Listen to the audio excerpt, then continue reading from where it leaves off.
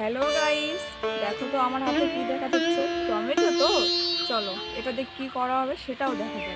তো গাইস, টমেটোটিকে আগে কাটিং করতে হবে, ঠিকঠাক করে না কাটলে আবার ঠিক মতো হবে না।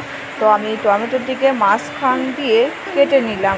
এরপর দেখো টমেটোটিকে ঠিক ওইভাবেই কাটতে হবে, চাকু দিয়ে আমি কেটে নিচ্ছি টমেটোটিকে। এবার একবার এই সাইডে একবার ওই সাইডে, তো এরকমভাবে কাটতে হবে টমেটোটিকে। চাকুটিকে একদম নিচে দাবাবে না, আস্তে আস্তে করে দাবাবে। এরপর সাইড থেকে এক খণ্ড টমেটো নিয়ে শুধু বাইরে থেকে ওইভাবে কাটতে হবে এবং দুটো সাইডেই কাটতে হবে। দেখো আমি আর এক সাইডেও নিয়ে নিলাম, আর এক সাইডেও ওরকমভাবে কাটা হচ্ছে। দেখো কাটা হয়ে গেছে, ঠিক ওরকমভাবে কাটতে হবে এবং পরে ওটা আস্তে করে ছাড়াতে হবে। এই দেখো ঠিক ওরকমই হবে।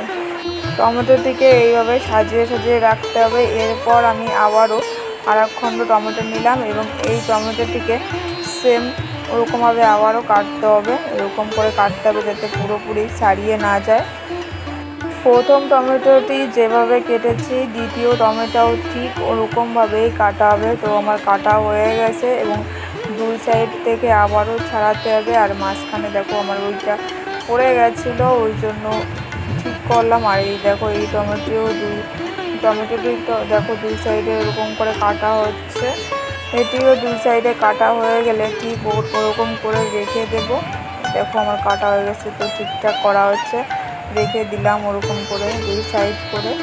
এরপর আমি এই টমেটোটিকে ধরলাম, এটি মাঝখানের অংশ, তো আমি মাঝখানের অংশ চাকু দিয়ে কেটে ফেলে দেব।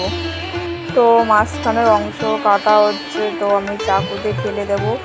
তো এই দেখো ফেলা হয়ে গেছে এবং মাঝখানে কেটে দিলাম। কেটে দেখো একটা ঝাঁটার কাঠি বলতে পারো, তো আমি ঝাঁটার কাঠি লাগিয়ে দিয়েছি। তৈরি হয়ে গেছে আমাদের রাজহাঁস। দেখো কত সুন্দর হাঁস তৈরি হয়ে গেছে, অনেকটা লাভের মতো দেখা যাচ্ছে।